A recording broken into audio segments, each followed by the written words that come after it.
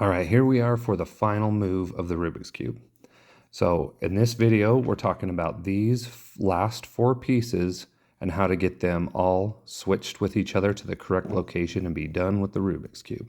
So the first video was the plus. The second was getting these four corners. The third was getting these corners on the middle part.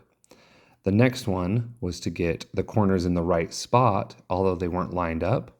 And then the last one was to have them lined up in correct columns like we see here. Okay. Now, just to preface, the last part to me was the most difficult to learn and remember. Okay. I have two different moves I use to mix up my cube, and I'll teach you both of them.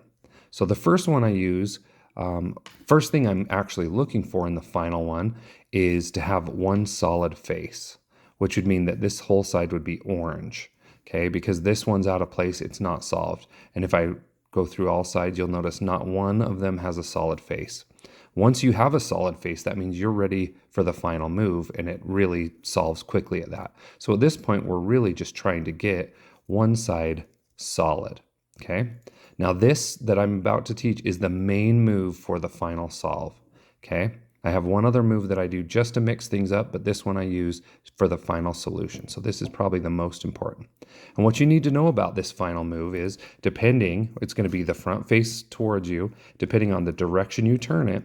If I turn it like this to the right, it rotates these pieces here to the right. Actually, these three right here go to the right. So the green will end up here, this piece will end here, and the blue will end up here. Okay. Now, if I was to turn it the other way, this way, it would rotate those three. So green would go here, blue would go here, and this one would go here. Now, it's kind of good to recognize that because you can kind of control what you want to send where. Okay, so I kind of set this up in a way, since I have green here and I want green here, I'm actually going to do it this way on purpose to get this green piece over here on the green side. Hopefully that'll give me a solid face. Okay, so here's the move. So again, I'm doing it this way because I want green here. This move can be changed totally like mirror image, just depending on the way you turn. So since I've chosen to do it that way, it starts out like this. The front side towards you, this front three, turn to the right. Two on the right, you're going to turn towards you. And then the two in the back are going to turn the same as that. Okay. Then you're going to start putting it back together and start with these two on the side. So see how I have the 5 here? That's kind of how I control which ones I'm doing. I'll do the 2 up here to the top, and then I move the 3 back up and these 2 back up. When I put the 2 back up, it forces this last piece here. I turn it towards me, always towards me, and I have to lower the back to pick it up. Okay, and I'm picking it back up and I'm moving it to the top. See, like I said, that is a big move, but it does make such a big difference.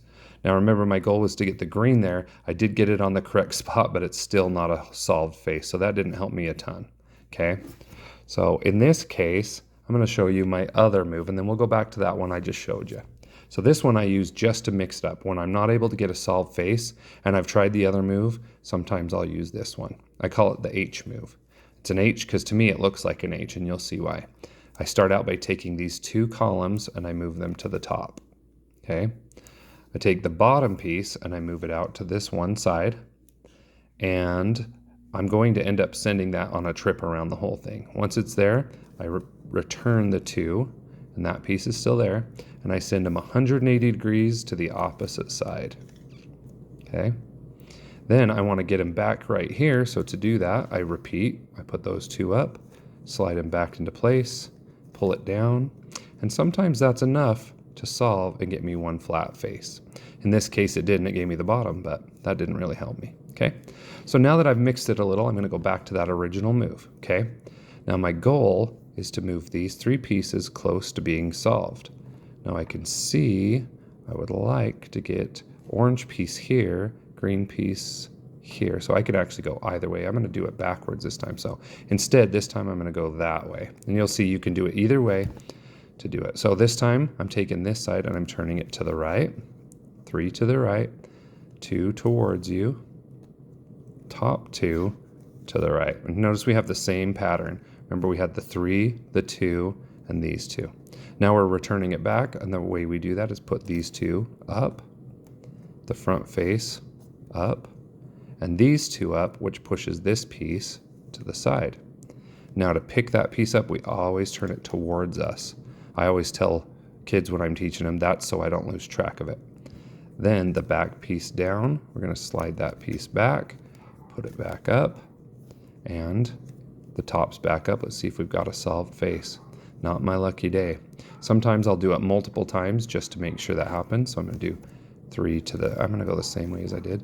3 to the side, 2 towards me, 2 to the side, 2 back to the top, 3 back in place, 2 back in place, pushing that one out towards me so I don't lose it. Back and up. Now, this time it did give me a solved face, so this is great. I actually have 2 solved faces to work with now. Now, anytime you have a solved face, you always want it towards you. Never start with one that's not solved, or else you can't solve it. So you can choose either way. I can choose either blue or orange. And what you're going to notice is these pieces are actually in the correct location, but they're going to have to go around a couple times to get in the right place. So to do that, I'm going to do that move, and that's going to move that there, and then do it a couple times, it'll get it, and then it'll be solved. So I'm actually a couple steps away from solving. So same move, these 3 to the right, the 2 towards me, 2 to the front. Now I'm putting back up, back to the side, back there, put it towards me so I don't lose it, down, pull it back. Look what I got. And Livy got a bunch of toys, which is cool. That is so pretty. All right, and after doing that, you'll notice it's getting closer to being solved, so I'm actually going to do it the same one more time. Same move. You get really good at going faster and faster, but it's the exact same move. And Faster, faster. Thanks, honey. Even faster. Good. This is a Rubik's Cube fail.